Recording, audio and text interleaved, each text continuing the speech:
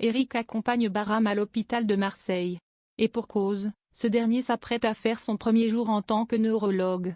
Pour lui porter chance, Eric lui offre un chaos symbolique, pistache originaire d'Iran. Touché par ce geste, Bahram lui répond « Tu es le meilleur mari du monde ». Plus tard, Eric se rend au pavillon des fleurs. Alors que Luna lui parle, ce dernier est obnubilé par son téléphone. La raison? Il discute avec Bahram.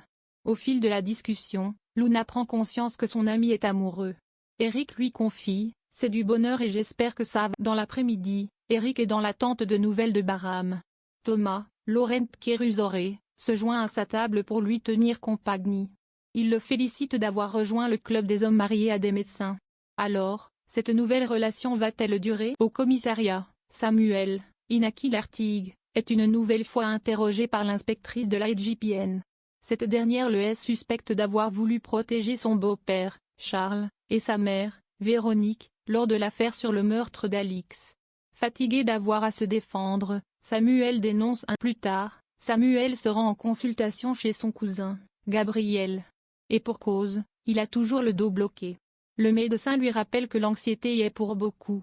Samuel en profite pour lui demander une nouvelle ordonnance pour de antalgiques. Riva accepte de lui en prescrire, mais le met en garde sur le caractère addictif de plus tard dans la journée. Samuel se promène avec sa petite amie, Jennifer, Diane Dassini. Contre toute attente, Samuel lui révèle l'impensable, il commence à douter de lui. Il déclare « Et si l'inspectrice avait raison ?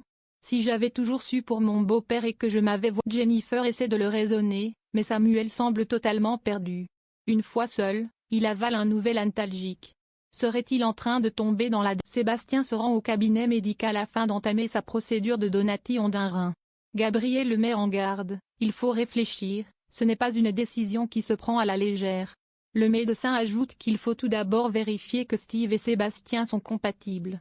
Pour cela, Gabriel doit faire une prise de sang au jeune homme. En sortant du cabinet, Steve se retrouve nez à nez avec ses deux mères, Essay et Viviane. Ces dernières tentent de le raisonner en lui expliquant qu'il pourrait, un jour, avoir besoin de ses deux reins. Malheureusement, peu à l'heure Steve, le choix est à la résidence Massalia. Apolline, Zoé Laibi, explique à Viviane tout ce qu'elle doit savoir sur la greffe de reins. Viviane prend ainsi conscience que Sébastien Varrois a manipulé son fils dans le but qu'il lui donne son rein. Mais comment le démontrer? Au même moment, Sébastien et Steve font un footing. Une fois la séance terminée, Sébastien dit à son fils qu'il refuse son don de rein. Mais Steve, qui est déterminé dans son choix, répond « Je ne veux plus jamais te perdre. » Alors, accepte cette greffe, fais-le. En fin de journée, Essay confie à Viviane avoir peur de perdre Steve. Viviane lui annonce qu'elle a une idée pour sauver leur fils. Elle demande à sa femme « Tu me fais confiance ?»